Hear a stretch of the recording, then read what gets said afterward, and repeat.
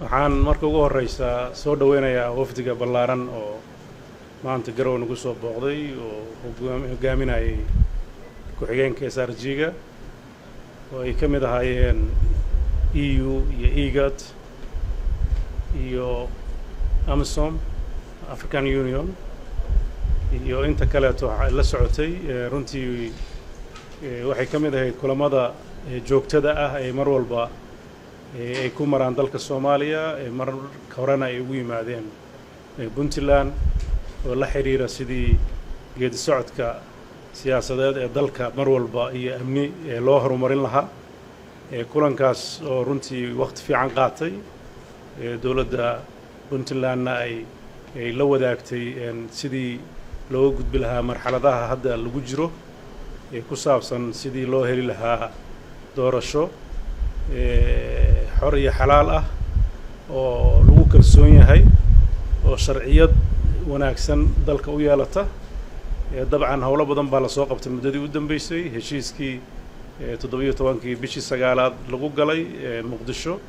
madaxda dawladda federaalka iyo madaxda dawladaha xubnaha ka dawladda federaalka ku wada galeen baarlamaanka labadiisa aqalna ay ansixiyeen iyo kii u dambeeyay oo ku saabsanaa habraacyo loogu talagalay in lagu fududeeyo doorashadaas ay ku dhacday 1 October wili waxaa dhiman sidii hawshaas loo maamul lahaa oo dhinaca maamulka doorashada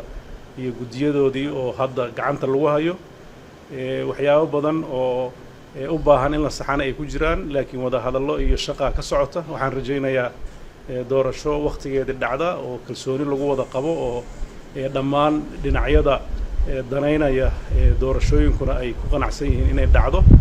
wixii tabasho ah oo ay ka jiraan qodobada gaarkoodna waxaan rajaynayaa in laga gudbi doono Puntlandna mar walba roolka ama kaalinta ay ku leedahay dawlad dhiska Soomaaliya ay qaadan doonto aragtiyaha xalka loogu heli karana waxay la wadaagtay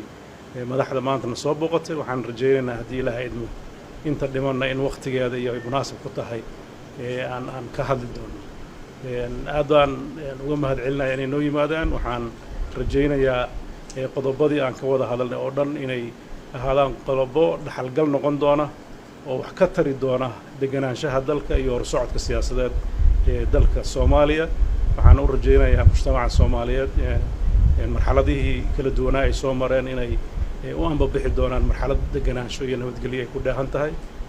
soo dhawaad mahadsantahay. Good afternoon. We are very pleased to be in Garowe today. I would like to thank His Excellency President Said Abdullahi Deni and his team for the warm welcome extended to us today.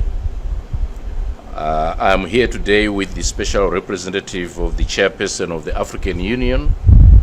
Ambassador Francisco Madera, the European Union's ambassador to Somalia, His Excellency Nicholas Belanga,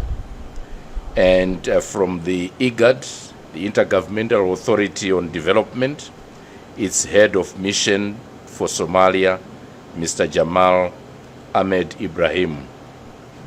This is our third group visit to a federal member state in the past 2 months. Recently, we have been to Baidoa and Galmudug, and we will visit the remaining federal member states, Jubaland and Yereshabele, in the coming weeks. In our meeting today with the President,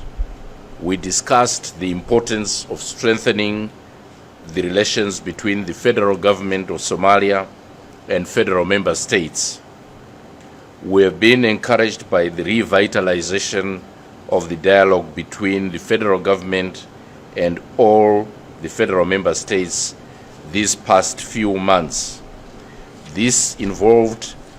President Deni's active role in the series of meetings that began in Dusamareb in July and August,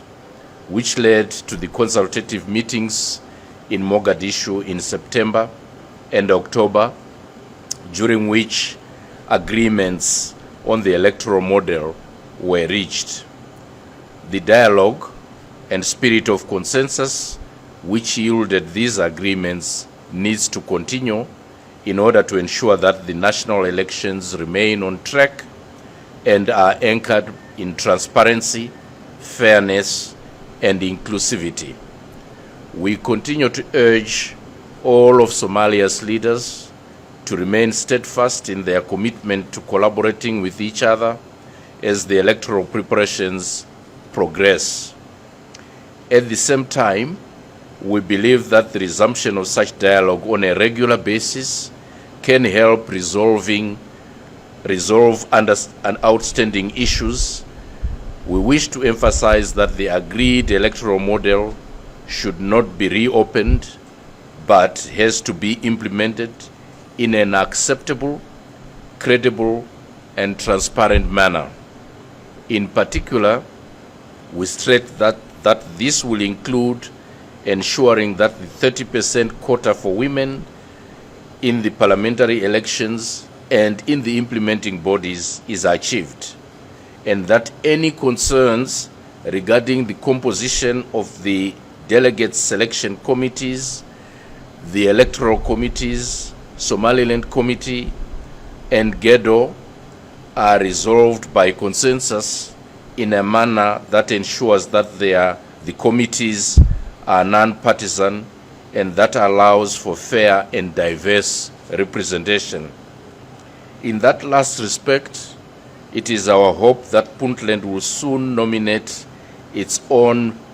8 members of its electoral committee, and we hope that also all federal member states, regional assemblies will begin the preparations for their elections of the members of the upper house of the federal parliament allocated to them. On other priorities, we also encourage Puntland and all federal member states to engage the federal government to reach agreement on the next steps regarding the provisional federal constitution and also on the program for 2021 for the expected new administration. While here in Garowe, we also commended President Deni on his local efforts to respond to the impact of Cyclone Gati, one of the strongest storms ever to hit Somalia. It brought to the region more than a year's worth of rain in 2 days and left thousands displaced and at least 8 people dead.